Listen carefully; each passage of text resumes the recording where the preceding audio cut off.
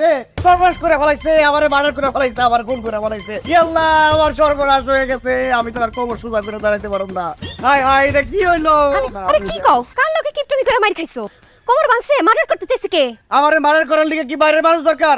আমার ঘরের বই তো যথেষ্ট আমার মার্ডার করার লিগে। আমারে পঙ্গু করে দিচ্ছে, আমারে জাজ করে ফেলাইছে। আমি তোমারে কখন মানলাম? তোমার লগে তো সকালতে আমার দেখাই হয় নাই, ঘুম থেকে উঠে দিয়ে তুমি গেছো গা। আমি ঘরের কাজটা সব শেষ কইরা রান্না চড়াইছি, তোমারে মার্ডার করুম কখন? এটা কি করলা তুমি? হ্যাঁ, কি করলা এডি? কি করছি? ভাতের মার ডিজে ফালাই দিলা, এত বড় সর্বনাশটা তুমি কিভাবে করলা? ভাতের মধ্যে, ভাতের মারের মধ্যে তো সব ভিটামিন থাকে, সেই ভিটামিন দিছো ফলাইয়া। এই ভাত, এই সুবা খাই আমার কিছু হইব? আয় হায় রে, মার ডি থাকলে দুজনে 2 গ্লাস বার খাইতাম, তাইলে তো ভাত বেশি খরচ হইতো না। ছোটতে এত বড় হইছি, আব্বা আম্মা আমারে এত কিছু খাওয়াইছে, জীবনে খাওনের খোটা পাই নাই। এই কিপটার ঘরে সংসার করতে আয়া আমি খাইতেও পারি না, আবার কথাও শুনতে হয় আমার। আমি ভালো একটা কথা কইছি, কিপটা হয়ে গেলাম তাই না?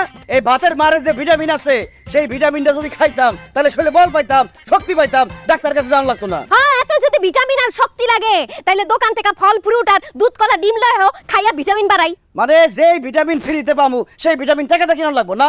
কেন লিগে? দরকারটা কি? ফ্রিতে পাইতেছি, সেটা ভাতের মারি হোক আর খালের পানি হোক, ফ্রিতে পাইলে সমস্যা কি?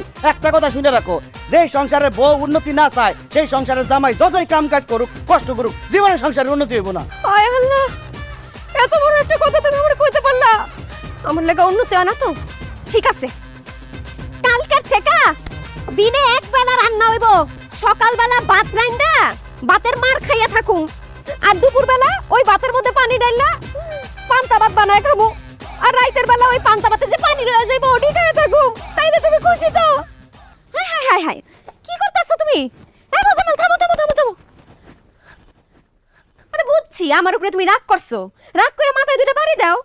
আমার উপরে রাগ করে তুমি ভালো লুঙ্গি রাখ একটা লইতেছো। আয় আর কাম আছে, মাথার মধ্যে দুটো বাড়ি দেই, পরে থানা পুলিশ হোক, হাসপাতালে নিয়ে যাও, টাকা খরচ করানোর বুদ্ধি, তাই না? আচ্ছা, মাথায় বাড়ি দাও লাগবো না তো, তুমি নতুন লুঙ্গিটা কাটতেছো গেলে কা? লুঙ্গি কারণ না তো কি করুম? এই যে লুঙ্গিটা যে পিন্দা আছে, তুমি কি করছো এই লুঙ্গিটার? দুইতে দুইতে লুঙ্গিটা একদম পুরা পাতলা বানায় ফেলাইছো, ক্ষয় ক্ষয় বানায় ফেলাইছো। যেদিক দিয়ে ধরি ওদিক দিয়ে ছিঁড়া জায়গা, এত দোয়ার কি আছে লুঙ্গি? পুরা বছর তো এক লুঙ্গি পরেই থাকো, মাসে 2 বার দাও ধুইতে, তো ধুইতে হইব না? না ধুইলে লুঙ্গি পরবা কেমনে? দুইটা ভালো কথা, ঠান্ডা পানিতে দম জানা না, তার গরম পানিতে ধুই দিব। গরম পানিতে ধুইলে কাপড় দুর্বল হয়ে যায়, মলিন হয়ে যায়, টান দিলে ছিঁড়া জায়গা। গরম পানি দিয়া ধুমু না তো কি করমু? কিপটার করে কিপটা, জীবনে সাবান সোডা কোনো কিছু কিনা দিছো? ঠান্ডা পানি দিয়াই তো ধুইতাম সাবান সোডা থাকলে, এখন গরম পানি দিয়া ধুই যাতে তেল ময়লা এডি সব কিছু যায়। নিজে কাইস্টামি করে আর যত দোষ হইছে লুঙ্গি দোয়ার। আরে ভালো লুঙ্গিটা কেটে লইবা। আরে লুঙ্গি কাটতেছি, লুঙ্গি পরার লিগে কাটতেছি। লুঙ্গি কাটলে পরবা কেমনে? এই যে এত বড় লুঙ্গি, এত বড় লুঙ্গি পরার কোনো মানে আছে? হাতে পায়ে বাড়ি খায়, একটা লুঙ্গি 1 বছর বেশি পড়তে পারি।